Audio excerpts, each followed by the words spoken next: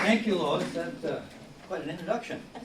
As Lois suggested, I'm not an economist by training. I'm new to this in the last decade, and I've learned an awful lot, so much so that I feel I need to at least share what I've learned.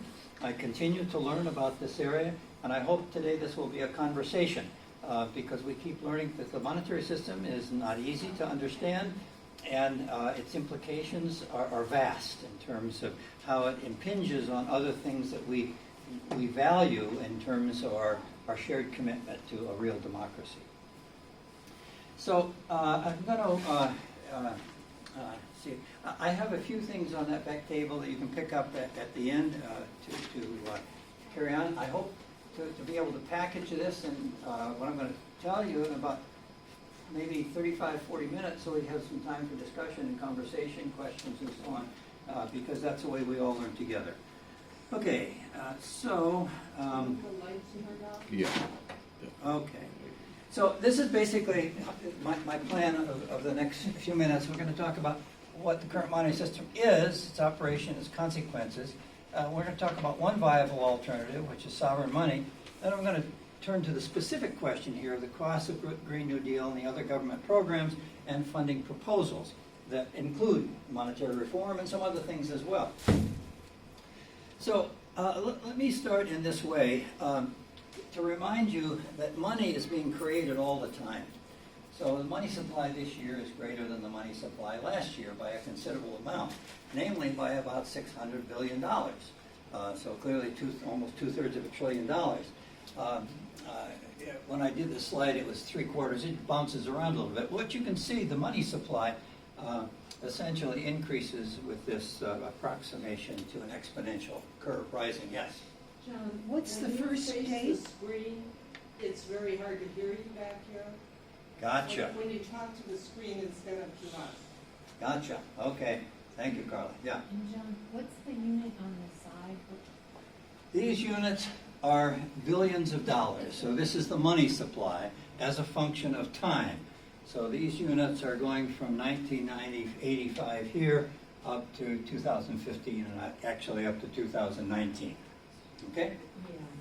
So that's the money supply rising. And so the question is, of course, Do you mean they're simply printing more paper? that comes to our next question. And that is, where's this money coming from? Who makes it? And in what form does it appear? So I'm going to give you a multiple choice question. This is the audience participation part. So as you think about this question, see, over this 2 years, 1.5 trillion was created. So who created most of this money? B. Wait a minute. Let me go through these, and then we're going to have a show of hands, right? So how this is. So one possibility is the U.S. government created most of this money. Another possibility is the Federal Reserve banks created most of this money. The third possibility is banks created most of this money, and I put D down there because that would have been my answer about 10 years ago. It says I don't have a clue. Okay. So, but you may be a very wise audience, and none of you may choose that option. So let's see a show of hands who think that most of this money is created by the U.S. government. Okay, got one, got a couple. Okay. How many of you think that the Federal Reserve banks create most of this money? Okay, we've got a few people going for that too. It seems like a reasonable answer. Okay. And how many of you think then the banks create money? Okay, most of you think the banks create money. There's a grain of truth in each one of these answers. Nobody was totally wrong. The coins in our pockets are in fact created by the mint, okay? They can create 4 quarters. It only costs them about 11 cents to make a quarter. They can take 4 quarters, cost them 44 cents, take them to the bank and get $1, okay? It's only cost them 44 cents and they end up with $1. So they've created that money. The U.S. government has created the coins that we use, okay? So in a sense, that's what we call sovereign money. Money created by the government. And our government does create sovereign money. It's the coins. But yeah? How much does it cost the government to create a $100 bill? We'll come into that. Okay. Because the next thing is the Federal Reserve banks. And the Federal Reserve banks, of course, create the dollar bills in our pocket. It says right on it, Federal Reserve notes, right? Okay. Now, it costs about 14 cents to make a bill, a little bit more to make a $100 bill than to make a $1 bill. But again, it's in that range of order of magnitude. So in that case, although the U.S. Government Office of Engraving and Printing actually prints the dollar bills, they sell them to the Federal Reserve Bank at the cost of printing them. It would be a really neat deal, wouldn't it, to be able to go to the printing office and buy it for the cost of producing a $100 bill. But, yeah, go ahead. Who decides? Is the U.S. government deciding how much to print, or is the Federal Reserve deciding how much to print? How much to print? That's an interesting question. But I want to speak about where these are coming from. We're going to come back to that question, yeah, because it's a vital question. So the Federal Reserve Banks, in a sense, create the bills because they essentially buy them for nothing. And so in their hands it becomes money. So the Federal Reserve does create money, it creates the bills we have. The Federal Reserve also plays another role, which we'll get to later, an indirect role in creating money. This is what you have to understand. The total sum of all the bills and all the coins in our pockets represents 5%, 3% of the total money in circulation. That's not a surprise to anybody. Where's your money? Is it in your pocket as bills? Or is it in your bank account? It's in banks. That's where your money is. That's where all the money is. That's where 97% of the money is. All of that money that is account money is created by banks as they make loans. Okay? That's where essentially our money comes from. The rest is sort of trivial. Okay? So it's the private banks that make loans. And in doing so, they create the money that they lend. Now, people hear that and say, come on, how the hell do banks create money out of nothing? Well, I'm going to give you a short explanation, and bear with me, and most people who hear this the first time think, huh? But I'll try it anyway. Okay, so what I've said here is money comes either from banks or from the government. Government can create money. We see it creates our coins. The rest of the money is essentially created by banks. And banks create credit. They give you credit, so they want that back. So it's not just money that goes out there. It's an expectation of return. So it's credit, but we use that as money. That is our source of money. Okay. So now, so in a sense, the big picture of money flow in the system is this: that money is created by banks, okay? By lending, it comes into the economy. We all use it. We get paid. We make expenditures and so on. It rolls around here and has some velocity. That is to say, the rate at which goes from one transaction to the next. But ultimately, all of this that has been lent is expected to be paid back, right? So what we have is a flow of money that's continuous, a lending process, and then the money is going back to the banks as we make our monthly payments on our mortgages, our car loans, or whatever, all right? So the money supply, essentially, is a function of the rate of lending compared to the rate of loan payment. So that increase in money supply we saw in the first slide must be the result of the fact that lending goes faster than loan payment most of the time. So that the total amount of money is increasing in circulation. Okay? Now, that looks fine. There doesn't seem to be anything wrong with that. It provide the money here, we use the economy, we use money, and it comes back here. But that, of course, is not the whole story, because we just talked about the principle of the loans. We haven't talked about the interest. Okay? So on every dollar that's lent here, there is interest charged. We are paying interest on every dollar we have, okay, all the time. because that's the way the money is created as loans. As long as the loan is out, there's interest being paid on it.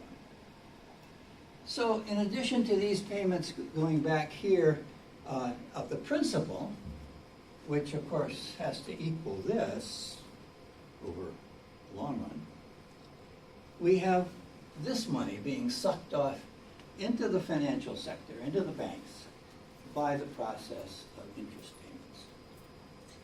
Okay? So you can ask the question, well, gee, if the principal all has to be paid back, and the principal wasn't created when the loan was made, where does the interest money come from? And there is only one answer to that question, and that it comes from more loans. Imagine, for instance, if you had an initial economic system being set up, and $100 billion was loaned by a bank to say, okay, you're going to have this in your economy. Here is this $100 billion. You take and have it. And a year later, you come back to me and pay back the $100 billion. Well, when you come back, maybe you were able to collect all the $100 billion that has been circulating around in the economy.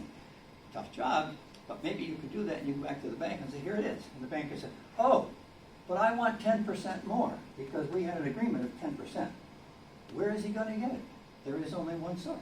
Oh, I'm going to have to take out another loan, and I want to keep the money in the economy, so I want another $100 billion, but I'll borrow, in addition to that, 10% of that $100 billion, so I can pay you that 10% back, and now I can still have $100 billion in the economy. You will get your $100 billion that you originally lent me, and you will get your interest too. Well, I think you can see that this would be a sequential process of each time the loan is paid back, there's interest to be paid. And that is what is responsible, essentially, for this rising money supply. The system demands, as money is being essentially sucked off into the financial sector, to keep the money supply constant in the economy requires an increase in the total supply of money as it's being accumulated, basically, in the financial sector. Yeah. So that first slide that you showed with the rise is really money lent? All of that money has been lent, yes. Okay. Yeah. So it's Except, not money- except the coins. We have to say except the coins. Right, yeah. Okay. And why we said it rises because loan repayment is less than the lending? Well, Help me with that. just as in my example of starting an economy, when the first loan has to be repaid, all the money is scraped up, taken back to the bank, and the bank says, oh, you owe us 10% more. But you want to roll that loan over to have the same amount of economy. You want to keep it for a second year in the economy. Now, you have to ask the bank for an additional loan that is more. So that means the money supply has risen, simply by the fact you're charging interest on the loans. And that is the source of money. Okay. Isn't there a large component of, say, people get salaries because they make things, and then they spend their salaries. The corporation gets money to pay their salaries because they sell things. I mean, what about that whole? Well, that whole thing is taking place here within the economy. That's what the economy is, basically. So the money that is essentially underwriting all of that came essentially from banks. But all those processes then occur because it's enabled by this money we get from the banks. We have to have money from somewhere. The banks happen to be the ones that are providing, okay, in this way, as credit. So interest is charged. Does that answer your question? Sort of. Sort of. I guess it sort of seems to me like there's this big component that doesn't have as much to do with lending, unless you say, like, well, at the beginning the corporation had to borrow money to get their business started. They did. Stuff, That's the things key. like- That's the key. And you're right. It seems that way. It seems like the banks are out here because we're doing all this stuff. You know, we get money from our employer. We'll pay the grocer and all these sorts of things. Banks aren't necessarily involved, but it's the banks that created the money that make all this possible. That's the point. I think it might be worth noting that what that box called the economy actually has to balance its books. However, the banks can do this thing where they can lend more than they have. And that's what differs from the economy. Thank you. So, in order to understand how banks can create money out of nothing, as this gentleman has just said they do, I believe you have to understand a bank balance statement. So I'm going to give you a simple version of the bank balance statement. So banks have a certain amount of money, but in this kind of accounting system that they use, they account for it as in two ways, assets and liabilities. So they have a certain amount of money, but the assumption here, the unspoken assumption really is that this money has come in on loan from somewhere else so that they owe it back to whoever lent it to them, but it's an asset while they have it, okay? So that's why the bank balance statements are always made to balance. The assets always have to be equal to the liabilities. Now there's some funny stuff that goes on that kind of presses that a little bit from time to time. But in any case, that's the assumption that's sort of made with the bank balance statement. Now, what are assets of the banks? They're cash that they have. They call it cash, but it doesn't necessarily mean that that's coins and bills in the drawers. Every bank has a banker, namely some kind of a central bank, a Federal Reserve Bank or analogous sort of central bank, and so they have an account. It's account money that they have in the central bank. So this, what they call cash, is not just cash. It's cash as we think of it, plus the reserves they have in their bank. Securities, which means essentially corporate bonds or federal bonds. Okay. And also their assets include loans that are outstanding. And of course it includes their physical facilities. Okay. I've put the last two in red because the last two are illiquid as opposed to these two. These are pretty liquid. That is to say the bank can get at the security quite rapidly and they can get at the cash in their drawer instantly. So these are relatively liquid assets. These are illiquid assets. All right.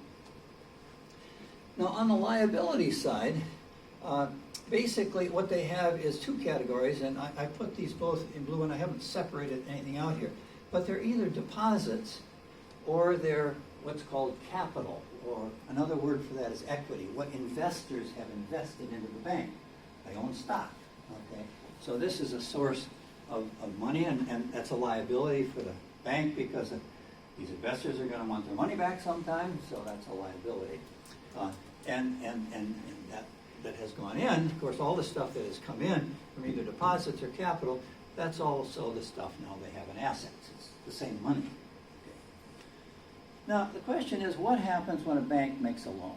Oh, no. I'm going to show you one other thing first, and this is too small for you to read, but I just want to point out, this is in fact the balance sheet of the entire U.S. banking system, and this happened to be in the year 2013.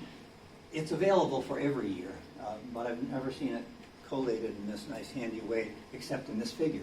And what you basically see here are assets over here, and the big assets are securities, that's what I said. Loans, which are all these figures here put together, that's the big one. So most of this is illiquid. This is a little bit liquid here. And then down here is cash assets. So those are the major things that are what banks have. And the liabilities are virtually all deposits and capital. Okay, so these are the two. The other smaller ones are details, and we don't have to worry about those. Okay, so the question is, how do banks create money out of nothing? How do they make a loan? Just like this gentleman in the back has suggested that they do. Okay, so here's the balance sheet of a bank before making a loan. Here's the assets and liabilities. I haven't subdivided them here into liquid or illiquid at this point.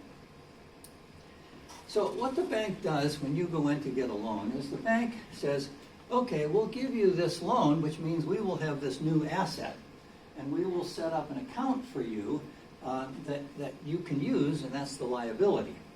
Okay? So at this point, they're just numbers. The person hasn't taken the money out, but of course, the purpose of the loan is to take the money out. So now the person takes the money out, okay, and now as the money goes out, these liabilities goes down now, and their total assets go down too.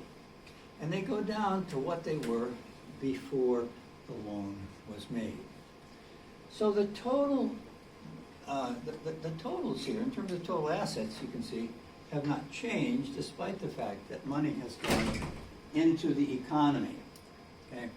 The only thing it changes for the banks is now they have some illiquid assets because part of this is a loan. So the red means that it's illiquid. Okay.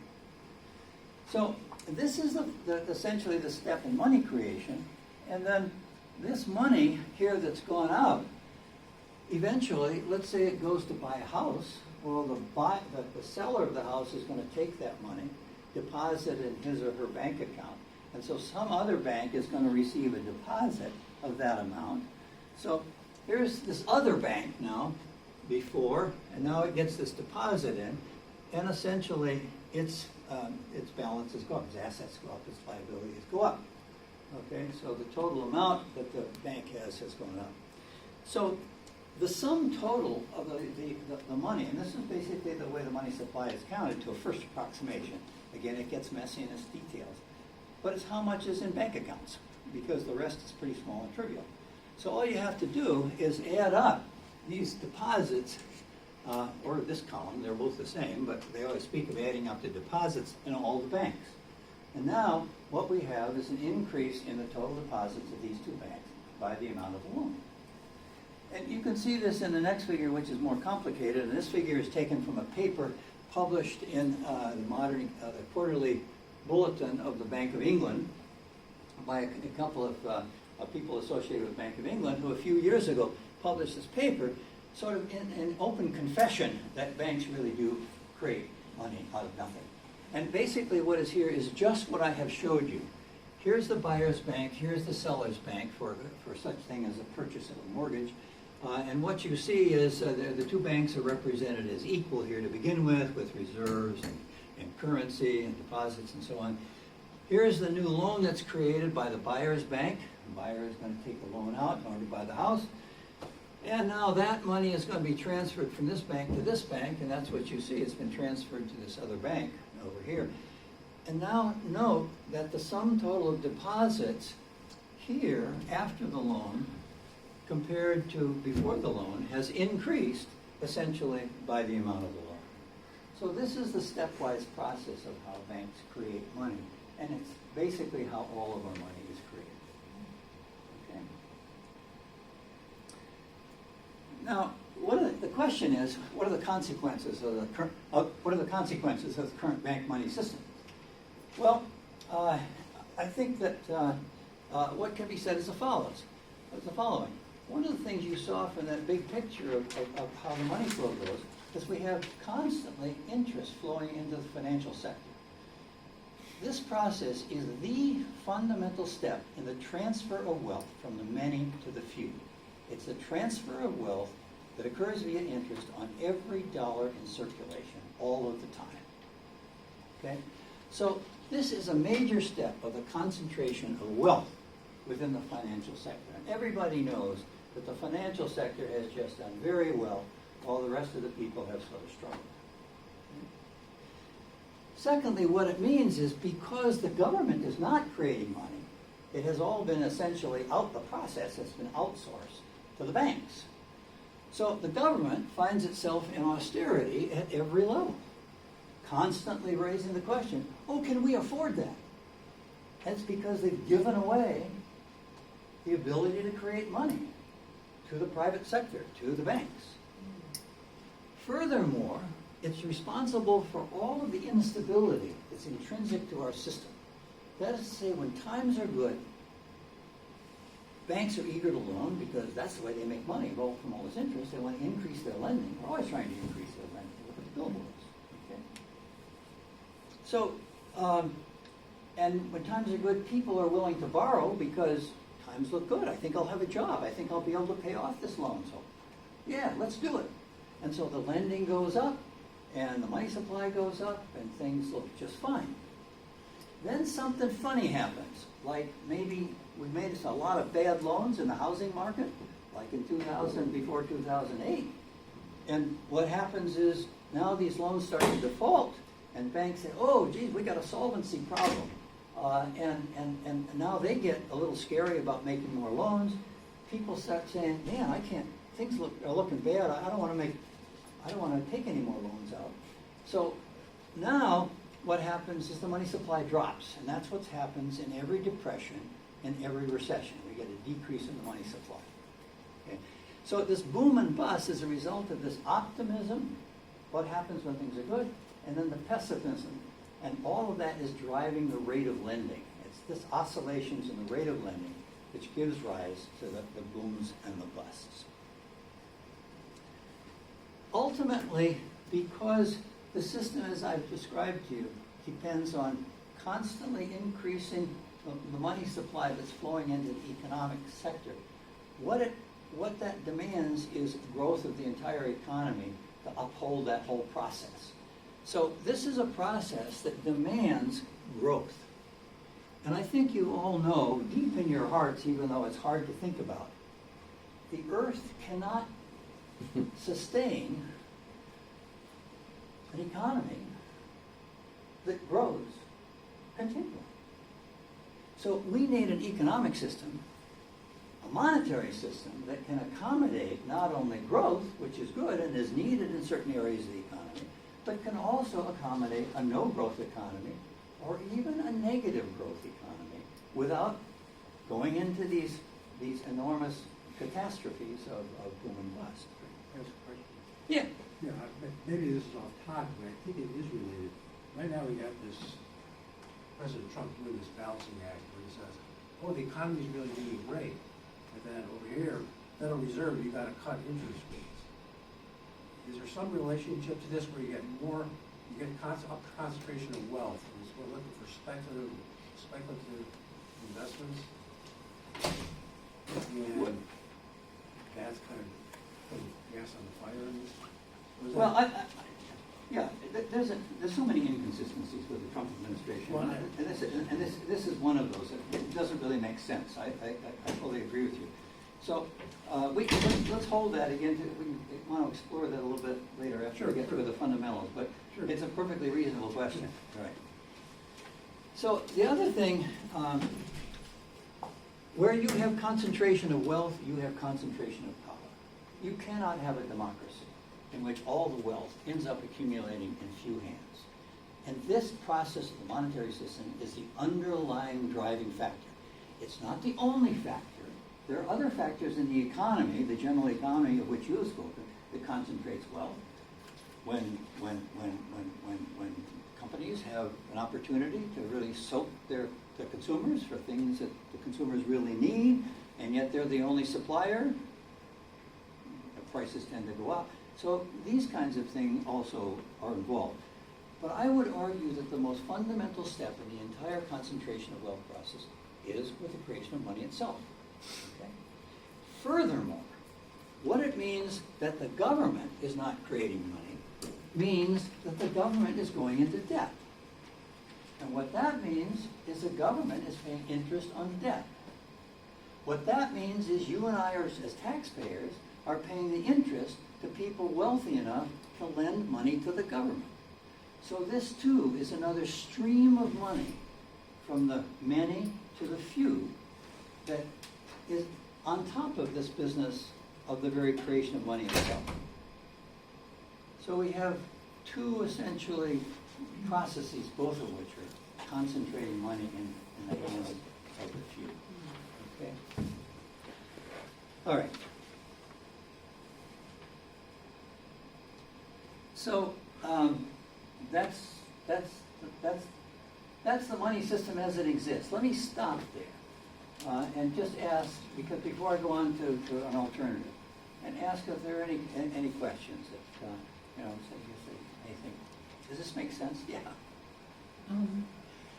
We often hear that the government can't afford health care, Right.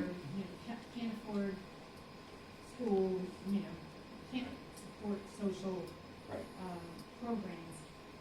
What's the, I mean, it seems kind of obvious of this, that are they skimming money off that we could be using for all those common good kinds of programs?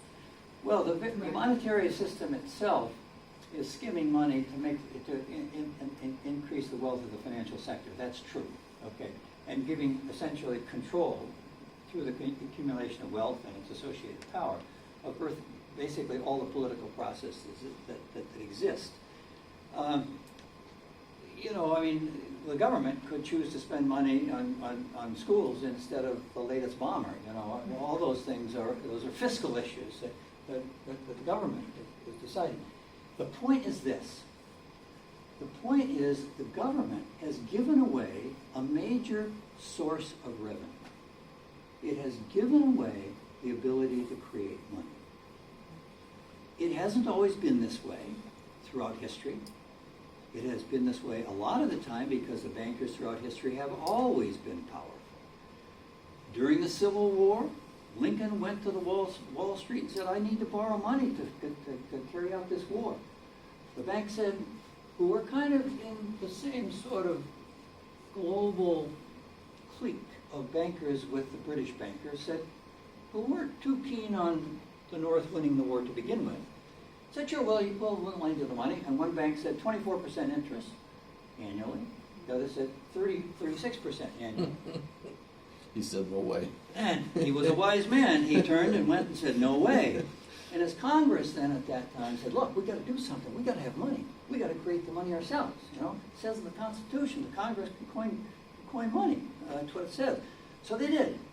They voted to create $480 million, which they did. These were the greenbacks. They got us through the war and had a major role in the sort of boom times that really followed in the 1800s. It followed the Civil War, with the whole development of the West and everything, all of which required money. So it doesn't have to be this way. There's another way the federal government could create money, and that's what we're going to come to next. Yeah, what?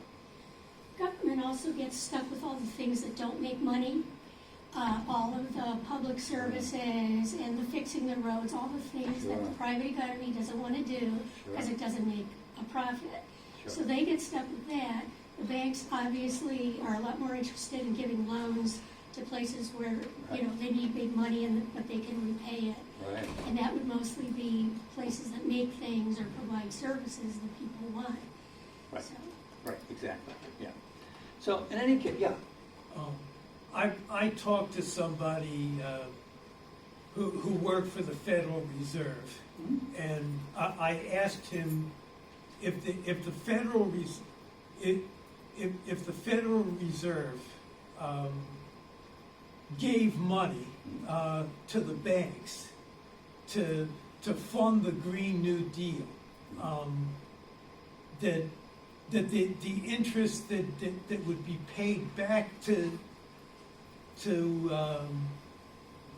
the Federal Reserve in the form of taxes would compensate them for the loan that they gave to the banks. I asked if that was a possibility, and he seemed to indicate yes. What do you think about that? Well, it's a possibility right now. You know, Citibank could make a huge loan to the state of Ohio to fix its roads. Now, the state of Ohio goes in debt, and then we taxpayers have to pay it. So there's some hesitation about doing that, but there's no reason why banks couldn't lend money to, I mean, the banks aren't going to build the roads. There's nothing in it for them. They don't make any profit on it. They make investments where there's profit. So they can lend it to somebody else who can build the roads, but then that organization has to collect taxes in order to do it. So ultimately, it's not the banks that's going to fund it. It's going to be the taxpayers, as long as it's done through the banks. And the Federal Reserve can provide all the money that the banks demand. They do all the time. So he's absolutely right. Okay. But can't they lend it directly to a state or city for what they charge for the bank National Banking Act of 1935 prohibited the Federal Reserve Bank from lending to the government. Well, specifically that was to the federal government. The fact is, the only agency that can interact with the Federal Reserve is the federal government or other banks. There's nobody else, including a state, that can have an account in the Federal Reserve. Federal Reserve banks interact only with other banks.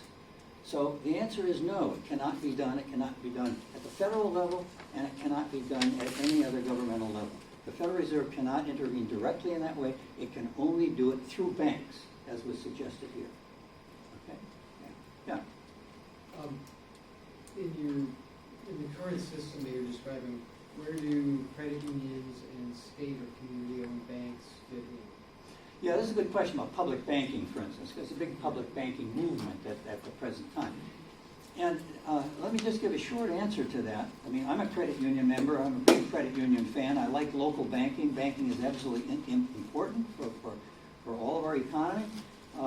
But the fact is, the public banks won't change the fact that all money will be created by banks. It will be another bank that can create money itself, and the profit from that money creation by a public bank would go to the public, and that's an advantage. So there is rationale for thinking about public banks. It's a good idea because it would provide that interest to the public, to whoever government agency owns it. Is there currently only one or two states that have state? North Dakota has the only state bank. There are a number of efforts now for cities. Philadelphia is trying to get its own public bank. Los Angeles is trying to get its own public bank. So there are many efforts that are going, and they're good efforts. Okay. Yeah. Okay. But what I'm going to talk about is a proposal that came out of this part of the country. It was Dennis Kucinich's proposal for the NEED Act. That's the National Emergency Employment Defense Act. It was introduced into Congress in 2012. Summary of it is on the back table. Summary of it is at the back table. Thanks, Greg. So what this act basically does is sort of two things. You can describe it as two things or three things or a number of things. But basically what it did was what it would have done had it been adopted, but it wasn't adopted. It was introduced and didn't get out of committee. It would have transferred money creation from the private banks to the federal government. Okay? Would have said, no to the banks, you're not going to create money anymore. All money creation is going to be done by the federal government. Okay? And in doing so, what it did, sort of in the technical end of things, it dissolves the Federal Reserve System and transferred its essential functions into the Treasury Department, who would essentially manage this process of money creation. That's the essence of the bill. We can talk about the details of the bill, but that would take a long time.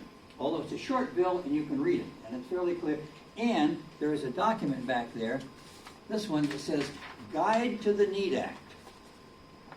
And it's one that the Athens Monetary Literacy Group wrote because I think Bill Safranek was one who was reading the NEED Act, and he's a lawyer, and said, man, this is hard to read. I can't figure out what the hell's going on here. So we put our heads together and wrote a guide to it. So the guide is on the back if you'd like it. So you keep asking, but why was that never made it out of committee? What were you opposed? Okay, I know. No, that's the Somebody else like to answer that question? Right, okay. The banks are extremely powerful. And what this would basically do is would extremely limit that flow of money into the financial sector, banks. So there's reason for them to oppose this. Okay? So under the NEED Act, the government would have a new revenue source, its own money creation. Now, that brings up a sort of red light in a lot of people's minds. Money creation by the government, won't they just create money like crazy and just feed it back to their communities to build bridges to nowhere or whatever, provide employment? When the money supply increases in proportion to the rate of goods and services, you don't get inflation. That is to say, if you have more money but no increase in goods and services. The same goods and services are being sort of competed for by more money. This tends to produce inflation because people see the opportunity. I can get more money for my goods that I'm trying to sell because there's more money out there, more demand. So I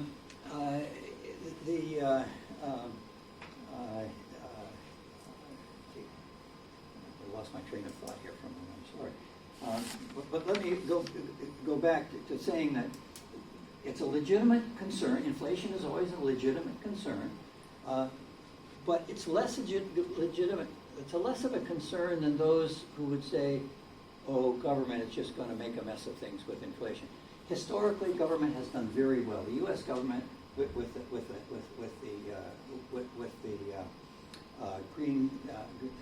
greenbacks, did a very responsible job. There have been other occasions in history that have been done responsibly.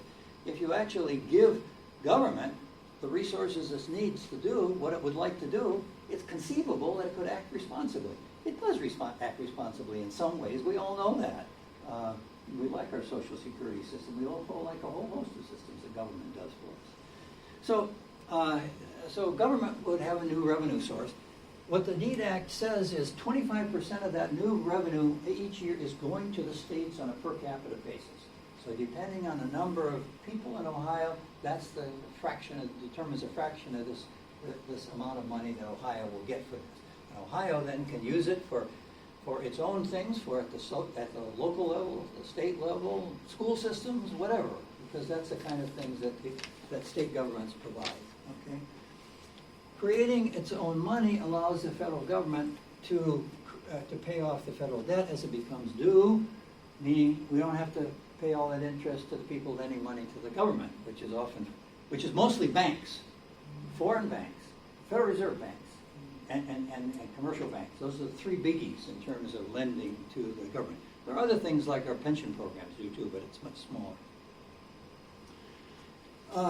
We can fund needed federal programs. You name it. Green New Deal. Why not? Healthcare. What's that? Why not? Why not? Exactly. As long as a society has the resources it needs to do in the physical world, does it have the materials it needs to do the job? Does it have the people to do the job? Does it have the knowledge to do the job? Then money should never be a limiting factor.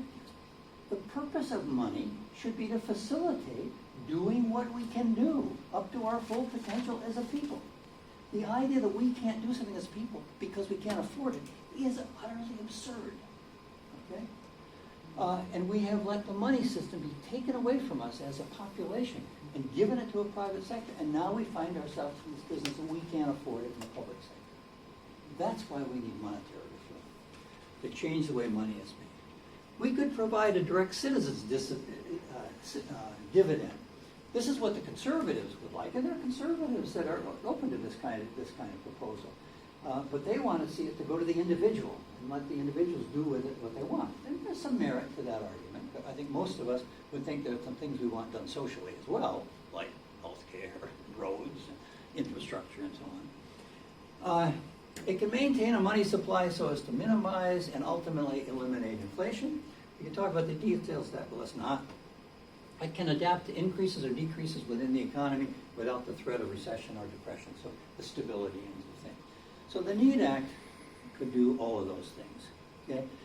Now, a couple of things briefly. Maybe I shouldn't really do this given the time. There's some changes that will take place in banking.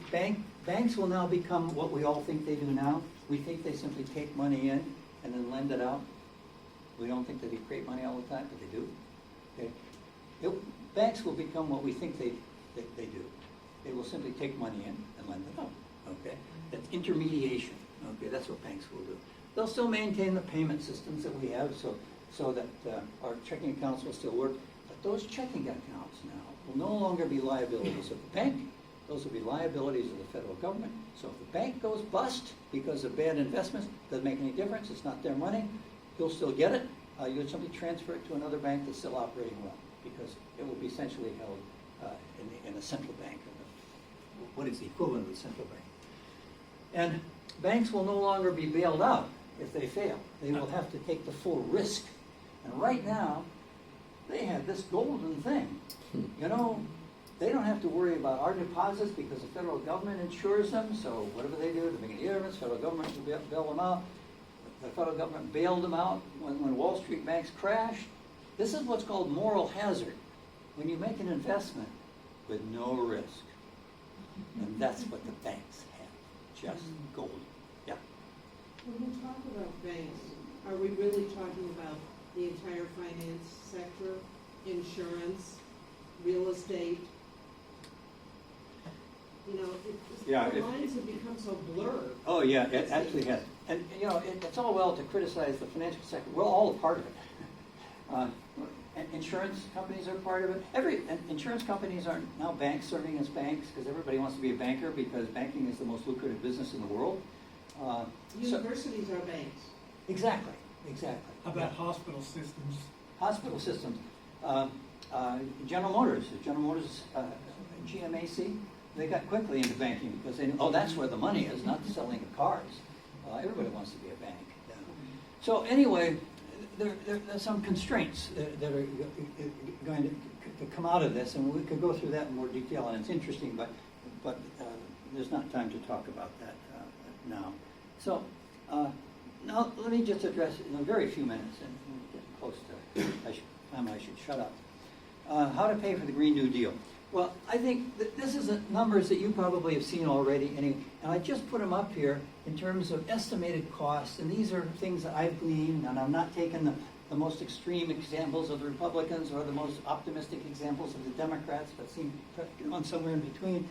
And the total of these kinds of things, never minding these, which are also proposed in various ways, be about 8.7, so close to $9 trillion a year. To actually fully fund all these things that they should be funded for Pete's sakes, right? Okay, so compared to that $9 trillion, our U.S. budget's only $4.4 trillion, so $9 trillion is a big increase. The estimated cost of the new programs is here, all right? Now, I saw a program the other day by this David Packman who was trying to estimate how much we could suck out of the economy, the people, the rich, for taxes, to be able to say we can all do this by increased taxes. And what he came up with, and he had a list of taxes, some of which I'd never heard of before, but he came up with a list, so I might be able to get $3 trillion a year. Now, he thought that was really good and would cover all the things he was talking about, but he hadn't talked about all things. He hadn't talked about the Green New Deal, for instance. So this still leaves a gap of nearly $6 trillion that even if you squeezed everything in taxes you could out of the country, you still wouldn't have enough to do it. Well, okay, borrow the rest. That's what some people say, borrow the rest. Okay? So you would have to borrow an additional $5.8 trillion a year. This year, the government borrowed almost $1 trillion. That's the current deficit, about $1 trillion. So the current federal debt is $22 trillion. So adding $5.8 trillion a year makes this number go up a lot. What are the consequences of all of that? I don't think they are without consequences. One of the consequences, the people who lend money are going to make out like bandits because they're going to get the interest on all that lending that goes on. All right? Whereas under the NEED Act, you create money not as loans, not as credit, but as money that simply the government spends into circulation. So all these programs and others depend on money as credit. But the fundamental reform is let's get out of the trap of money as credit, and let's use money as money, okay? Not just stuff that has been loaned to us, but stuff that we as a people, through our government, have created for our use, okay? All right, so there are various approaches to funding that various people are playing around with ideas at the present time. One of the proposals here, and I think it was, one of the ones that you mentioned, basically, the government. Well, you mentioned bank funding, borrowing from the Federal Reserve. Another proposal, and there's a book by Ellen Brown called "Banking for the People." It's a very good book with a lot of stuff in it. Unfortunately, she doesn't come out in favor of the NEED Act. But the NEAT Act would do everything she wants to do. I don't know what the problem is here, but I think it's a historical one. At any rate, one approach is to have the government borrow from the Federal Reserve banks in the form of low or zero interest loans never to be paid back. Now, that would require a bunch of changes in the law, because right now that's forbidden by the bank, by I think both the Federal Reserve Act and the National Banking Act of 1935. Well, it's not borrowing if it's not going to be paid back. I'm sorry? It's not borrowing if it's not going to be paid back. Because it's not going to be, because the proposal is not to pay it back, it just stays on the balance sheet of the Federal Reserve. It's in effect a grant. It's an accounting trick. What's that? It's an accounting trick. It keeps the existing accounting methods in place, Thank you. but you just kind of wink and nod at it. Thank you.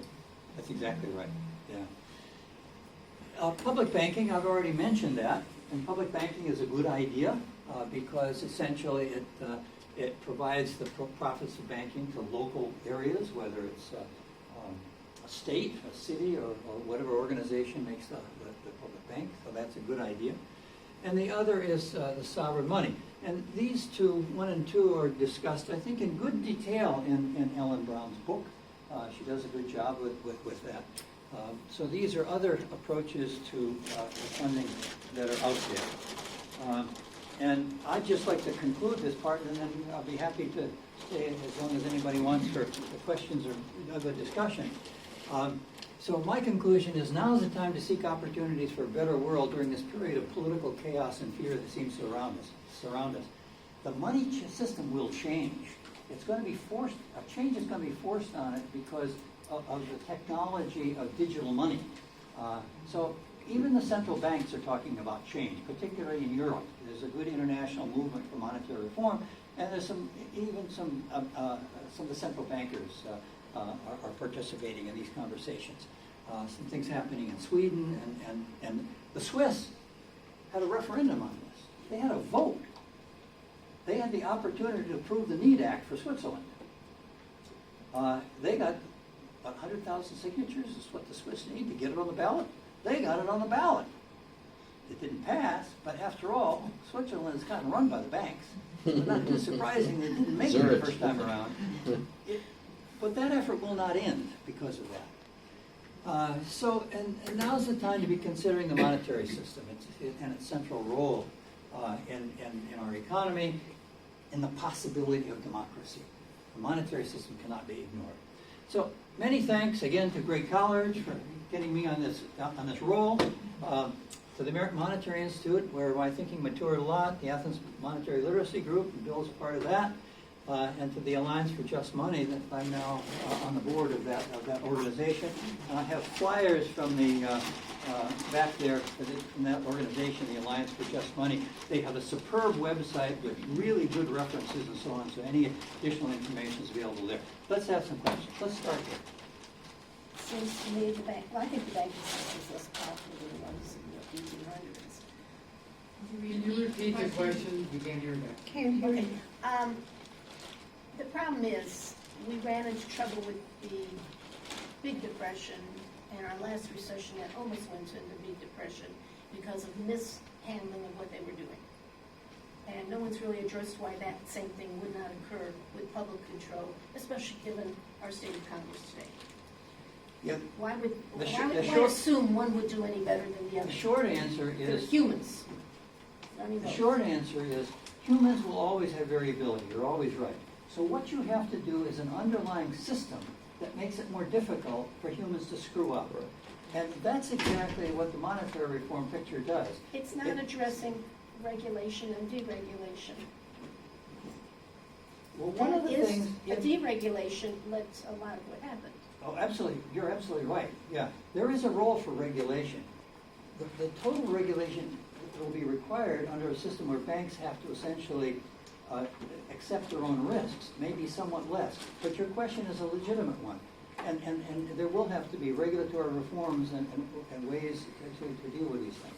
Well, what comes first? I mean, if this country cannot tolerate regulation, you're gonna switch, what you're supporting is Yeah. totally switching something over before you deal with a major segment that's leading to the Now, problem. isn't that a question that we all deal with all the time? What comes first, you know?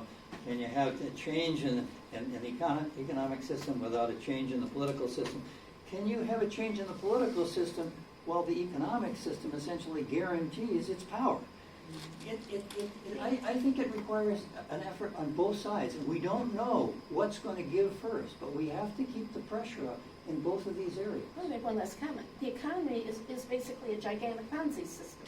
It's Right. based on an increasing number of people, which adds to every major problem in this country, and no one is even mentioning a word about it. Well, It's a gigantic Ponzi system. Yeah, I want to just stop here because it's after 3 o'clock already, and many people may have to leave, and so we need to cease in that regard. But again, I'm willing to stay for questions of anybody who wants to persist. And there are some questions here, and I would like to deal with them. But if you have to leave, I understand. But feel free to pick up some of the handouts in the back before you do.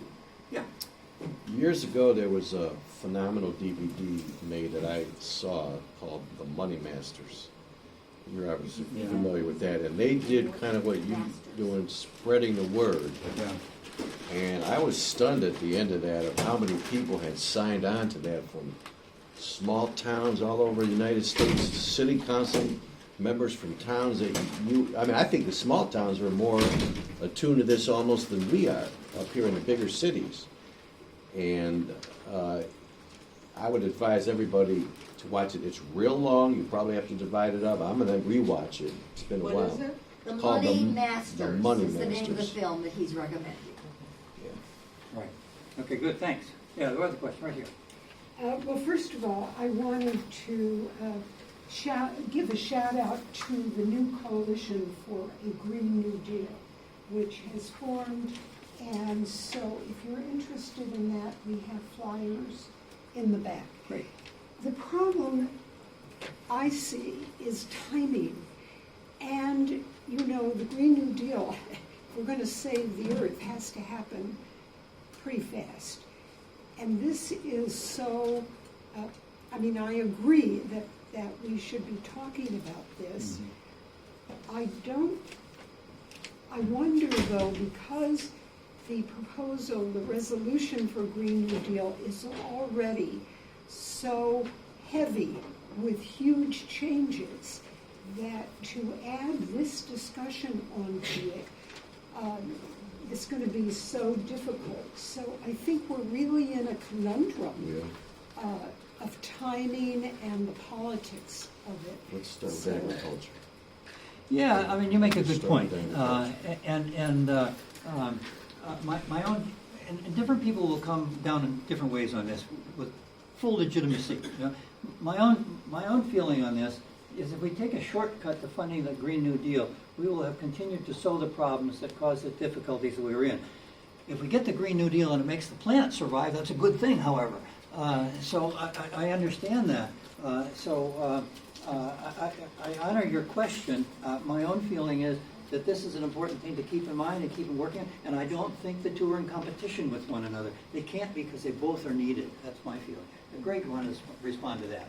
Well, I'm not sure we can take a shortcut from your own numbers. Where are you going to come up with the $9 trillion? By going the conventional route, short of creating sovereign money.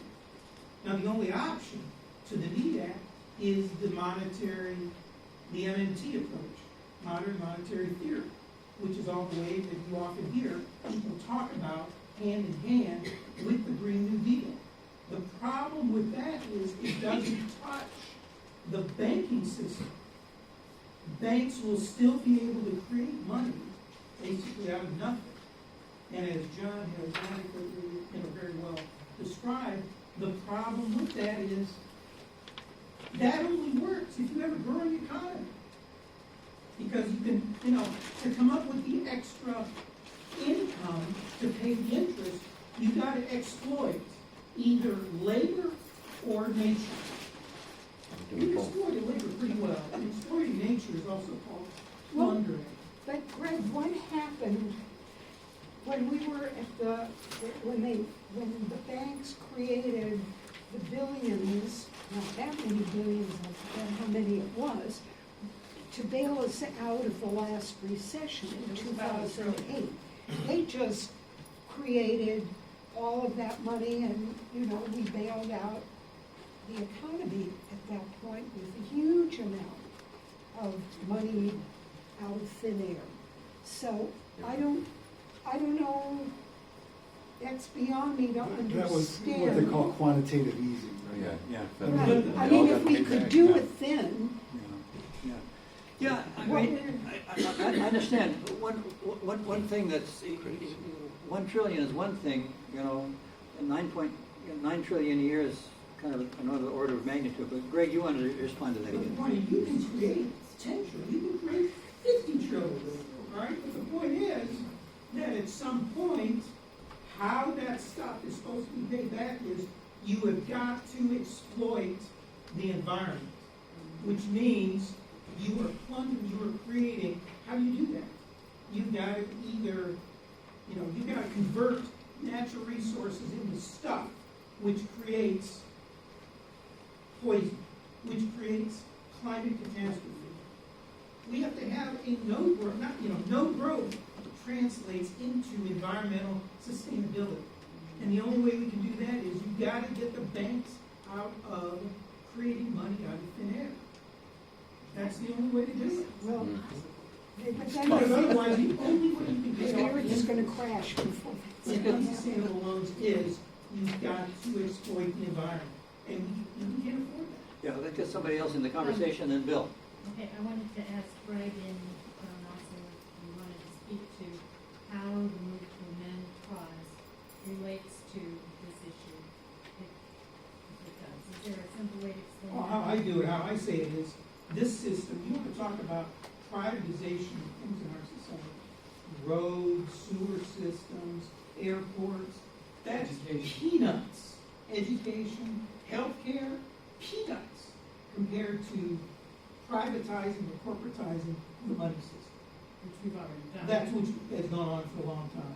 This would, sovereign money is also another way to say democratize money creation, so that we are in charge. We can have our hands on the spigot of controlling how much money comes into the system and how much money doesn't come into the system based on public needs as opposed to what banks want to do. Banks turned on the spigot heavily when they wanted to create money to go into speculative, predatory loans, right? Because that's where money was going to go. They determined where that money was going to go. When banks create money out of thin air to loans, who's making that decision about where those loans go? Do we do? No, banks do. So by democratizing money creation, therefore banks can only lend out the money that they get in deposits. They can't create it on their own. So the link, I think, is this would democratize, make public, which at one time in the Constitution, that article in section 4 says you coin money. That's the power of Congress. Coin is a verb. The power to coin money should be a public function, not a private corporate function.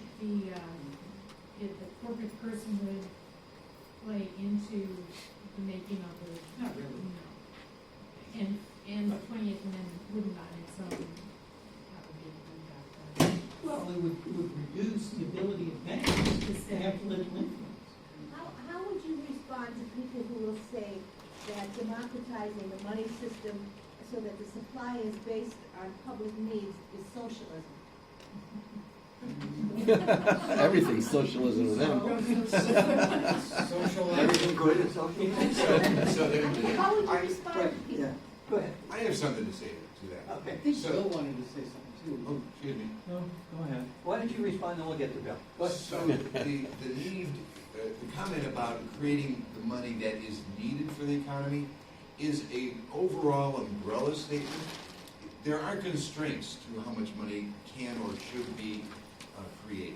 True. And those constraints are done by people who know about these kinds of things. Not me, but it has to do with the resiliency of the economy, the amount of goods and services available, etc.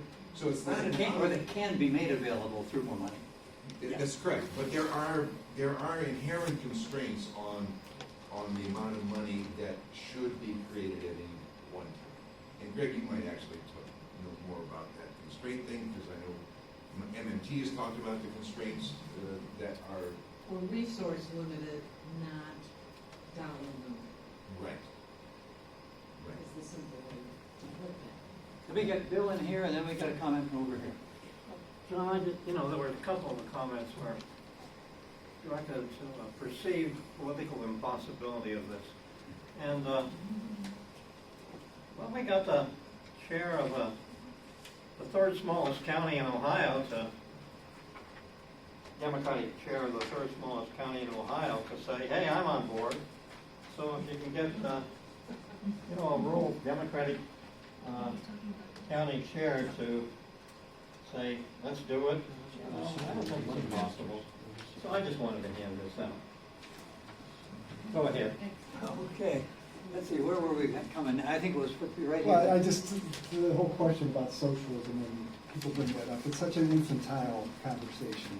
Because what we have now is corporate socialism. So we, of course, in the context of the economy, there's either democratic socialism or there's a corporate socialism. What we have now is corporate socialism.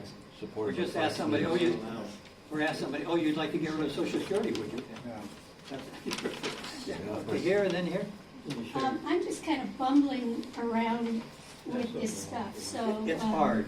Yeah, so if one of the approaches to funding is borrow from Federal Reserve with low zero or don't pay back loans, and if they know what we know now, which is that they could, that they could make this money and they wouldn't really have to have it paid back.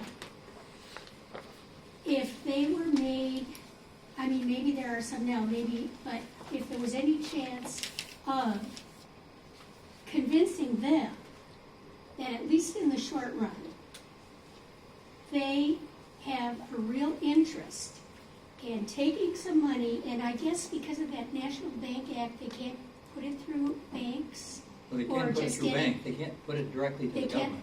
So like, for example, they could have a big campaign of bring your ideas of what could be done on a huge level, like say some new kind of energy production, and they would make this money available to people who wrote grants, figure, whatever you want to call it, for that convinced them that this wouldn't, they could keep doing the other things that they do, but that it's absolutely crucial at this point to make this pot of money available to people who have solutions for climate change. Well, that's certainly what we want. We want to have the money available to government to do it. That's right. Well, I'm not talking about the government if they can't do it. I'm talking about private people who make new energy things on a big scale, that could do big scale things that would really make an impact on it. Well, private banks do that to some extent now. They've lent money to various solar industries and so on, so they do that now. But they're always limited by their own profit motive. And so that limits the possibilities. They aren't going to... You don't think there's any chance you could sell them on the idea of as long as they can create money, why not create this big pile for this, because the earth is totally dependent on that. Their stockholders would And kill they- them. That's all they think about, Why? short-term Why? profit. They don't care. If they could keep making money for all the other things that they make money on, why not? 73% of the income of banks come from this lending. So they're very interested in lending, that's for sure. But the point is, as has been suggested here, they're corporations. And they, as public corporations, they have to optimize their operations for their stockholders. That's our current law. So the Federal Reserve itself could not make this money available to private. We're going to No, destroy they our would planet have and to our go own to people. the government as a grant. That would be fun. Well, okay. And they can't in any way. Can they give a grant to the government? The Federal Reserve cannot do that directly to the government. All Okay, the nothing directly. I mean, the Federal Reserve, for instance, owns securities. So in a sense, people say, well, it has loaned money to the government. It has, but it has done that all through banks. It has never transpired directly. It essentially buys the security from banks. Banks, there are a group of special banks that can buy directly from the government, and those banks do buy directly from the government. And then the Federal Reserve banks can buy from these private banks. But that's the pathway by which it has to come. So it's not, for the Federal Reserve to take the initiative, and the question is, would it anyway? It's made up of bankers, after all. Who directs the policies of the New York Federal Reserve Bank? Bank of America, Citicorp, J.P. Morgan. I know that, but I was just thinking, is there any chance for something like that given the difficulties of? Well, one would hope so, and one would say, yeah, try to convince them. And I think we all need to be talking with bankers. I'm talking with bankers in our own area, because to convince them of the need for changing of this system. Do they listen to you when you talk to the bankers? Well, it's been an interesting experience. They're terrified at what I have to say. And they deny out of hand, the two bankers that I've talked to, that they create money when they make loans. I mean, they're absolutely incorrect, but that's what they say. They believe it intensely. They are not lying, and they are not intending to this. They believe that. And you can talk through a bank balance statement and convince yourself if you only look at one bank. Yeah, they don't create any money. But they do, and so it's difficult. But I think everybody has to be in the conversation at every level. Business people have to be, bankers have to be, everybody at every level, because this is a huge change. And so if you've got a powerful coterie of people who are against it, it's less likely to happen. So we really have to try as we can. Yeah, go ahead. I just want to know what can tell us about conversation about this from people like you or others nationally with the new Green Deal leadership, particularly in Congress. The sponsors of the resolution, the people who are thinking about developing the specific legislation. What are the contacts and conversations at that level? Well, right now, as far as I understand it, and I'm no authority on this really in terms of what's happening, but what I understand is that people who subscribe to modern monetary theory, MMT, essentially have the ear of Bernie Sanders and some others that are interested in trying to solve this problem. Ocasio-Cortez. Cortez, exactly. Thank you. My feeling is that what we in monetary reform are trying to do are just the same things that people in MMT are trying to do. We're trying to do the same thing of fund the Green New Deal and save the planet. And so we allow ourselves, I think, to get hung up on these differences and emphasize them. So instead of working together, we end up working at cross purposes. And unfortunately, this has happened between some of the monetary reformers I know and some of the MMT people, with rather than looking at the common ground we have and trying to forge some progress, they end up squabbling among themselves. And that so often happens in political groups. It's a tragedy, but I think we do need to be in conversation and find ways we can work together. Absolutely. I think there's some legitimacy to these ideas of MMT. I think they're incomplete, and that's why I think the full reform should be pursued. If you have to settle for something else, that's politics, but you should certainly seek to have the full solution to the problem. So that's my orientation. So who are the national leaders for the NEED Act at this point? Well, that's a good question. And the American Monetary, I'll come to you. I'm sorry. Yeah. Oh, go ahead. Is that okay? Yeah. The American Monetary Institute for a while was sort of an academic think tank that was bringing it together. Actually, some of the leaders including Alan Brown and other leaders in MMT came to some of those conferences early on, and there was a falling out for reasons I don't fully understand. Right now, there was a group of us in the AMI, the American Monetary Institute, that were impatient with just think tankisms, and we wanted to get some action. And so we've established this new group that's only 18 months old, this Alliance for Just Money. So we're now a 501c3 organization. We have set up bylaws. We've done the things that we need to do structurally to get off the ground.